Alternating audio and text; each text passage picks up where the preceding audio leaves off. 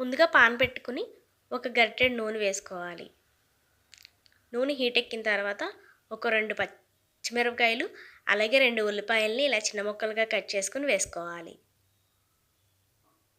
ఒకసారి అంతా బాగా కలుపుకొని వేయించుకోవాలి. అలాగే కొంచెం కరివేపాకు కూడా వేసుకొని ఒకసారి అంతా బాగా కలుపుకొని వేయించుకొని ఉల్లిపాయలు గోల్డెన్ కలర్ వచ్చేంత వరకు వేయించుకోవాలి. ఉల్లిపాయలు వేగిన తర్వాత ఒక స్పూన్ అల్లం వెల్లుల్లి పేస్ట్ కూడా వేసుకొని వేయించుకోవాలి. అల్లం వెల్లుల్లి పేస్ట్ పచ్చివాసన పోయేంత వరకు వేయించుకోవాలి. వేగిన తర్వాత ఒక 2 టమాటాలను కూడా చిన్న ముక్కలుగా కట్ చేసుకొని వేసుకోవాలి.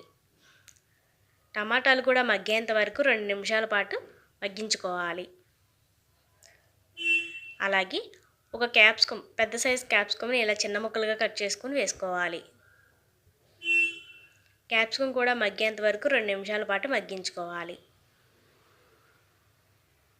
అలాగే ఒక పావు స్పూన్ పసుపు, రుచికి సరిపడా ఉప్పు, ఒక స్పూన్ కారం కూడా వేసుకోవాలి. సార్ అంతా బాగా కలుపుకొని కారం పచ్చివాసన పోయేంత వరకు వేయించుకోవాలి.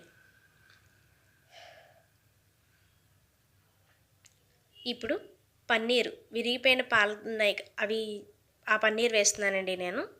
ఒకసారి అంతా బాగా కలుపుకొని 2 నిమిషాల పాటు మగ్గించుకోవాలి. ఇలా మగ్గిన తర్వాత ఒక 1/2 స్పూన్ ధనియాల పొడి అలాగే పావు స్పూన్ గరం మసాలా కూడా వేసుకోవాలి. ఒకసారి అంతా బాగా కలుపుకొని మరో 2 నిమిషాల పాటు మగ్గించుకోవాలి. 2 నిమిషాలు మగ్గిన తర్వాత ఒక పావు గ్లాస్ వాటర్ పోసుకోవాలి. ఒకసారి అంతా బాగా కలుపుకొని మూత పెట్టుకుని ఒక 5 నిమిషాల పాటు బాగా ఉడికించుకోవాలి. ఈ స్టేజ్లోనే కొత్తిమీర వేసుకోవచ్చండి. నా దగ్గర కొత్తిమీర లేదు, అందుకే నేను వేయలేదు.